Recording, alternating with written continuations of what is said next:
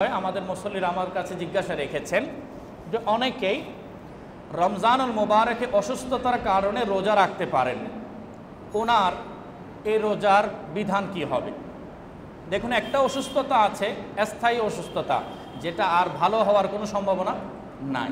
তো এমন যদি অসুস্থ হয়ে থাকেন তখন তার ব্যাপার ইসলামী শরিয়া বলেছেন তিনি রোজার জন্য ফিদিয়া দেবেন, রোজার জন্য ফিদিয়া দেবেন। তো ফিদিয়াটা কিভাবে বলছে?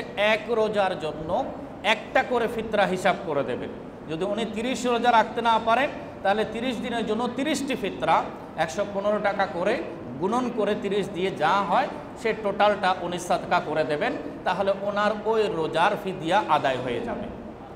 আর কিছু ব্যক্তি আছেন অসুস্থ হয়েছেন কিন্তু পরবর্তী সময়ে আবার সুস্থ হয়ে যাওয়ার সম্ভাবনা আছে, তখন তার ব্যাপারে ইসলামী শরিয়া আগে থেকে বলে দিয়েছে মান কানা মিনকুম মারিদান আও আলা সাফারিন ফাইদ্দাতুম মিন আইয়ামিন উখর। কোরআনে আল্লাহ সুবহানাহু ওয়া তাআলা বলেছেন তোমাদের মধ্য থেকে কেউ যদি অসুস্থ হয়ে যায় রমজানুল মুবারকে অথবা সফরের মধ্যে থাকে, এই কষ্টের মুহূর্তের মধ্যে যদি সে রোজা রাখতে অপারগ হয়, অক্ষম হয়, তাহলে ফাইদ্দাতুম মিন আইয়ামিন উখর, সে রমজানুল মুবারকের পরে পরবর্তী রমজান আসার আগ পর্যন্ত বাকি 11 মাসে সুবিধাজনক সময়ে ওই রোজাগুলো গুনে রাখবে এবং একটা একটা করে আদায় করে দেবে। সেখানে কিন্তু ফিদিয়া দিয়ে পার পাওয়ার সুযোগ নেই, কারণ আল্লাহ তাআলা আপনাকে সুস্থতা দিচ্ছেন, ওই সুস্থতার নিয়ামত পেয়ে আপনাকে রোজাগুলো আবার রিপিট করতে হবে, আদায় করে দিতে হবে। আমাদের মা ও বোনেরা মাসালাটা ওনাদেরও জানা দরকার। ওনারা রমজানুল মুবারকে একটা প্রতি মাসে ওনারা যে বিশেষ বিরতির মুখোমুখি হন, রমজানুল মুবারকও ওই বিশেষ বিরতি তাদের সাথে ফেস করতে হয়, তাদের মুখোমুখি হতে হয়। তো ওনাদের প্রতিও পরামর্শ হচ্ছে ওনারা ওই সময়গুলোতে নামাজ পড়বেন না, নামাজগুলো পরে আর আদায় করতেও হবে না। রোজা অবস্থায় ওই সময় ওনাদের মুখোমুখি হলে ওনারা রোজা রাখবেন না, তবে ওই রোজাগুলো গণনা করে রেখে দিতে হবে।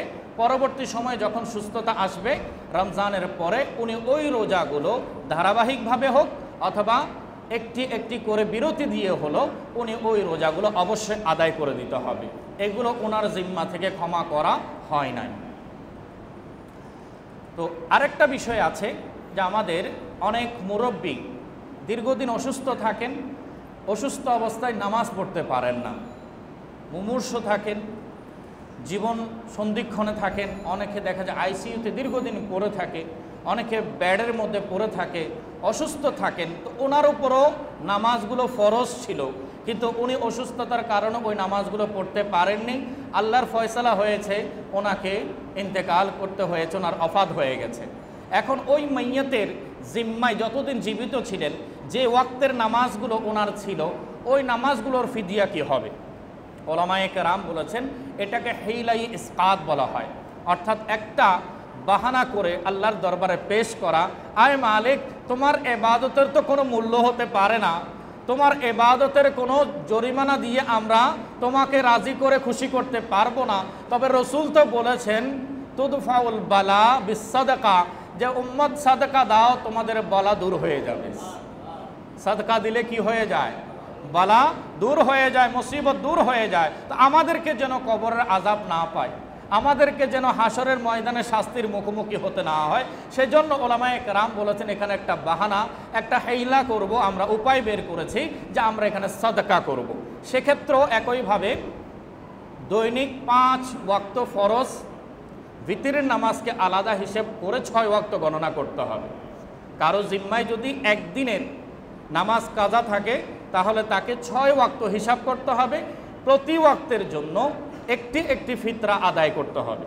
6 ওয়াক্তের জন্য 115 গুণ 6, একদিনের জন্য আমরা সেভাবে হিসাব করতে হবে। যার আওতাধীন যত রাকাত যত ওয়াক্তের নামাজ আছে অলি ওয়ারিসা এই বিষয়গুলো অবগতি থাকে, ওনারা সেই হিসাবে হিসাব করবেন এবং এরপরও যদি সামর্থ্য না কুলায় সেটার ব্যাপারে ইসলামী শরীয়তে পরামর্শ দেওয়া হয়েছে।